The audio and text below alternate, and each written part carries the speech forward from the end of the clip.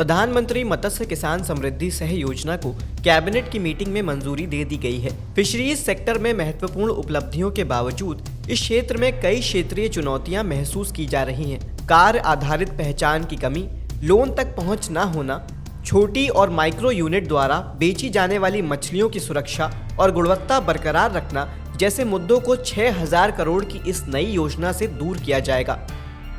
बिहार सरकार ने छोटे किसानों को आधुनिक तकनीक से जोड़ने के लिए प्लान तैयार किया है।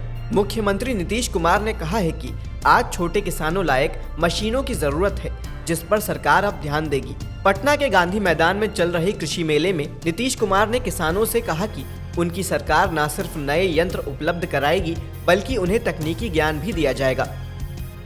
सरकार लगातार किसानों को ई-केवाईसी करने के लिए जागरूक कर रही है। फिर भी कई किसानों का केवाईसी पूरा नहीं होने के कारण उन्हें सरकारी योजनाओं का लाभ नहीं मिल पा रहा है। ई-केवाईसी पूरा करने के लिए अब कृषि मंत्रालय ने 10 दिनों का खास कार्यक्रम रखा है, जिसके तहत गांव-गांव में ई-केवाईसी शिविर लगाए जाएंगे।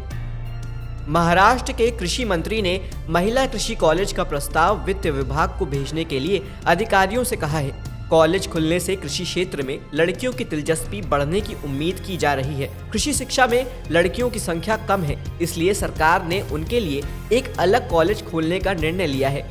जिले में अदरक अनुसंधान केंद्र भी खुलने का निर्णय लिया गया है।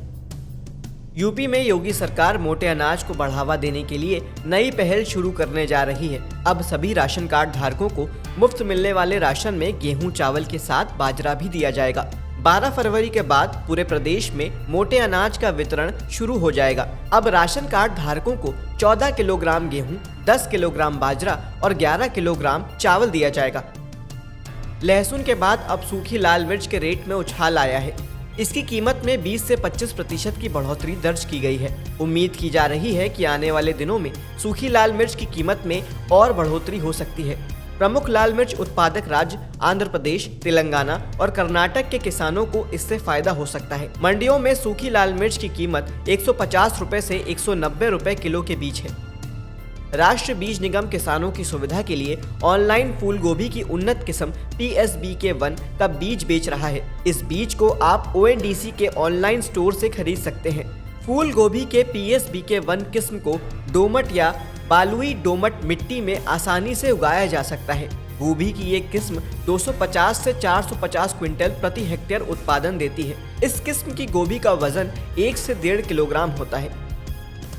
इस साल हल्दी के उत्पादन में गिरावट आने की आशंका है, इसलिए इसकी कीमतों में बढ़ोतरी जारी है। कृषि के जानकार इसके पीछे इस खरीफ सीजन में बुआई में देरी, अनियमितता, मानसून और उपज को वजह बता रहे हैं। एक अनुमान के अनुसार 2024 के लिए हल्दी का उत्पादन लगभग 4.45 लाख टन होने की संभावना है, जो पिछले वर्ष से 15.40% की कमी को दर्शाता है। पिछले साल ये लगभग 5.26 लाख टन था।